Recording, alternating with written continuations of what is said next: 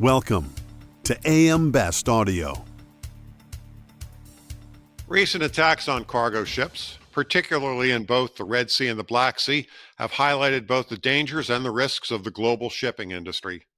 I'm John Weber for AM Best TV, and I'm speaking today to Captain Rahul Khanna, Global Head of Marine Risk Consulting for Allianz Commercial. Captain Khanna, so glad you could speak with us today. Good morning, John, and good to be back with you. So, Captain Khanna, floating mines is a risk impacting vessels in the Black Sea.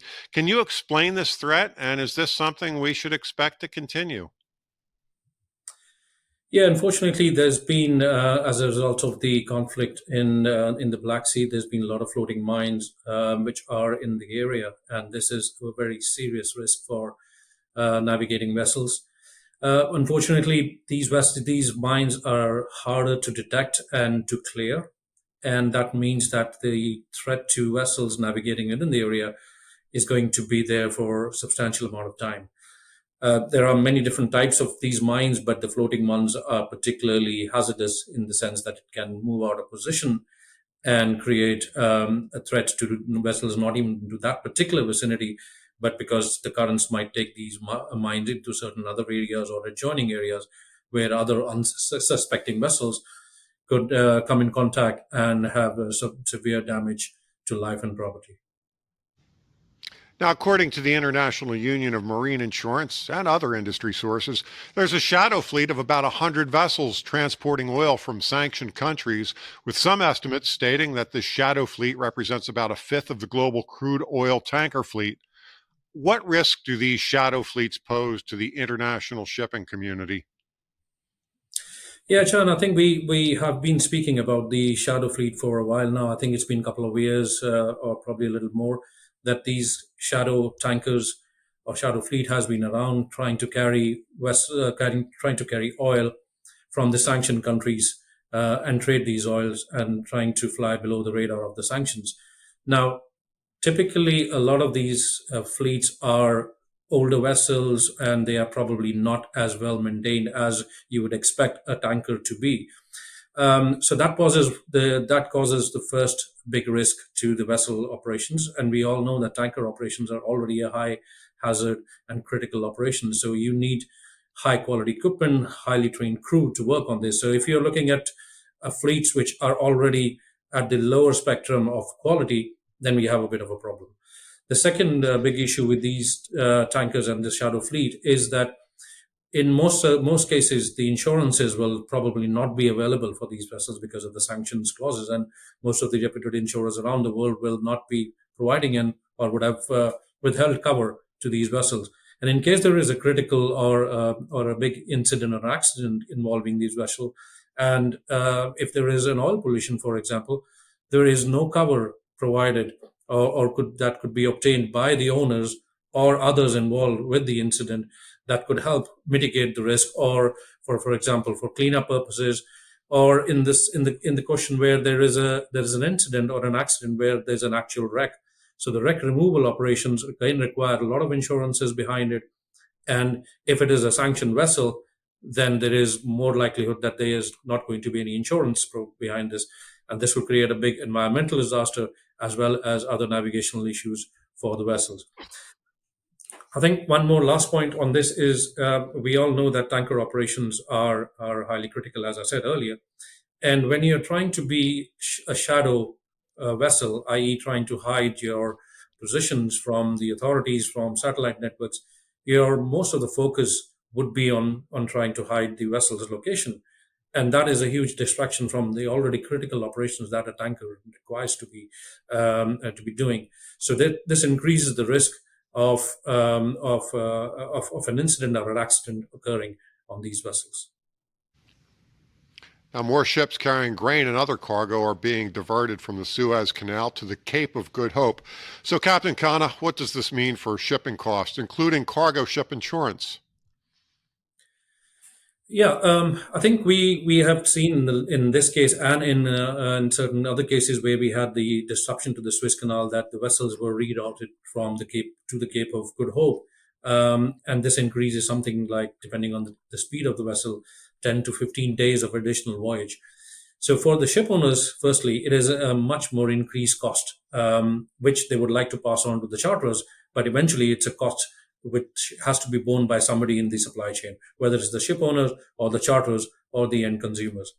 Now, the additional days that this voyage takes from going south of the Cape of Good Hope means that the time periods for supply of the goods and supply chain is also increased and delayed. So we are looking at longer delivery times of goods coming in from the Far East, from the manufacturing hubs to the supply or to the consuming centers in Europe and America. So that means that the cost of these goods are eventually going to go up as well. Now we're also looking at the additional cost of the fuel that is burned, but also there is one more additional impact, which I think today is very, very relevant, that we are looking at a much higher amount of emissions from these vessels because of the additional steaming time that these vessels have to do, going through thousands of additional miles. Now, we are all aware of the new IMO requirements that by 2050, as an industry, we are supposed to cut down our emissions to net zero. And this really doesn't help in the scenario, in the sense that a lot of ships are doing too many miles.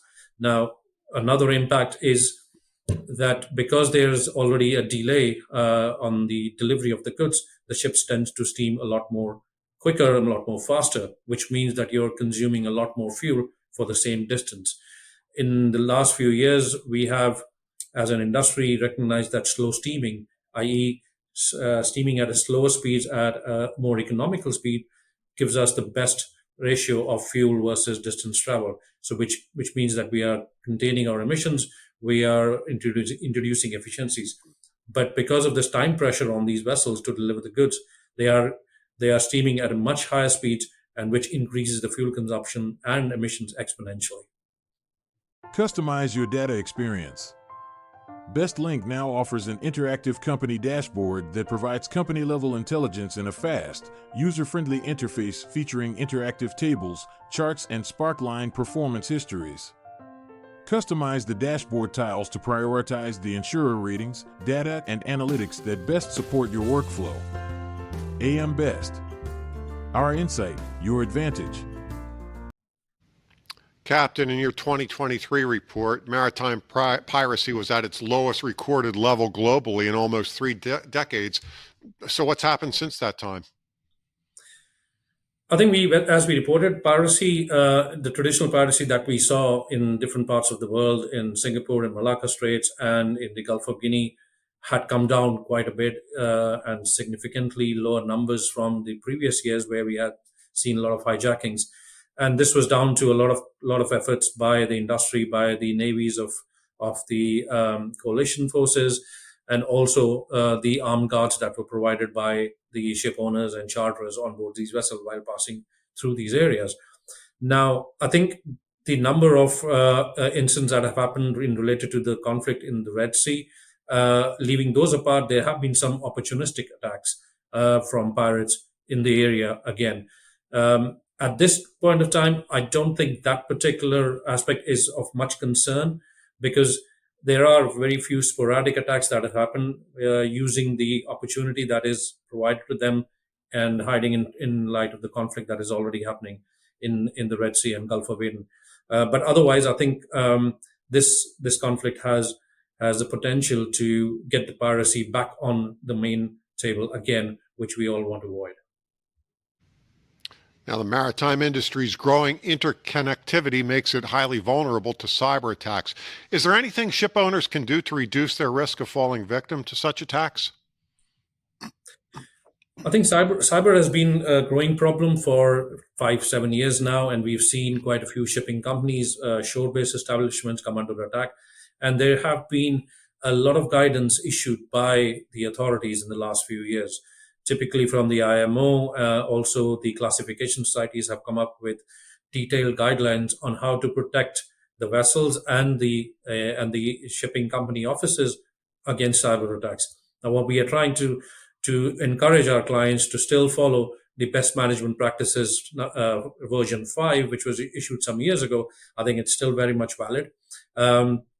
and some of the other guidelines on cyber attacks that have been available by a lot of different practitioners in the industry. We are also encouraging our clients and other in the industry to go through stress checks of their systems against vulnerability to cyber attacks and make sure that the systems and processes are foolproof and are strengthened to avoid these attacks. You've already touched on one environmental issue. Another one that's impacting the marine sector is the low water levels in the Panama Canal, which is decreasing the number of vessels able to transit the canal. Compounded by the issues in the Red Sea, how could this compound supply chain problems? Very good question, John, because at the moment we have various issues which are coming in together to create a supply chain problem, which could or has a potential to become a major issue in the coming months and years. Now we have the Panama Canal issue where the water levels at the lakes within Panama Canals have dropped to significantly low levels. That means the transit vessels, the transit number of vessel transiting the canals have reduced significantly. One of the UN reports recently mentioned that Panama Canal is now looking at up to 49% lower transits from its peak. And similarly from Suez Canal, because of the conflict, we are looking at something like 40% reduced transits in the Suez Canal. All this is meaning that there is a lot of delays associated with what's happening. We are looking at higher costs. We are also looking at more risk to the vessels, specifically because if their vessels are trying to go around the Cape of Horn, which is south of the South American continent, that's typically very harsh weather conditions for the smaller vessels. So overall, these three things are combining to form a supply chain problem that hopefully can be contained. But at the moment, it looks like the freight rates are being affected quite significantly by these. In the last few months, we've seen the freight rates from China to Europe and America spike up as much as twice or thrice in some cases. So we are also looking at the supply chain issue. You would remember after COVID, we had the drop down of freight rates quite significantly, but because of the freight rates, initially there was a large orders of container vessels that was put place during those times. And now we are looking at delivery of these container vessels. That meant that there was an oversupply of container vessels in the last year. That has taken some impact out of this problem that we're having supply chain. But as this problem grows, I think we're in for another issue where we'll have very constrained supply chains and the cost might spiral up significantly. So we need to all buckle up a little bit and watch the space for what's going to happen in the next 6 months. Captain, are insurers working with their shipping clients to mitigate damage from these evolving threats? We have been consulting with our clients regularly. We have regular conversations with our cargo clients and also our hull clients on these issues. At the moment, what we are doing is looking at specific problems that our clients are facing and providing advice on how best to mitigate these risks. In general, as insurers, we would like our clients to deal with these problems and not interfere too much in their operations. We think they're capable enough, but as and when the advices are required, we are supporting the industry. I think the biggest support that us as insurers can do is provide continuous coverage to the vessels while they are into these conflict regions or going through the supply chain disruptions, and give some peace of mind to our ship owners and cargo owners that the coverage is available. Thanks for speaking with us today, Captain. Thank you, John. That was Captain Rahul Khanna, Global Head of Marine Risk Consulting for Allianz Commercial. And I'm John Weber for AM Best TV.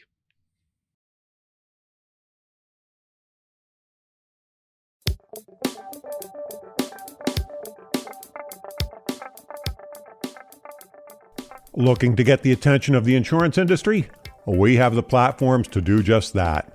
Whether it be AM Best TV, AM Best Audio, Best Review Magazine, or Best Day, find out more by contacting our Advertising Services Business Development Team at 908-882-1706.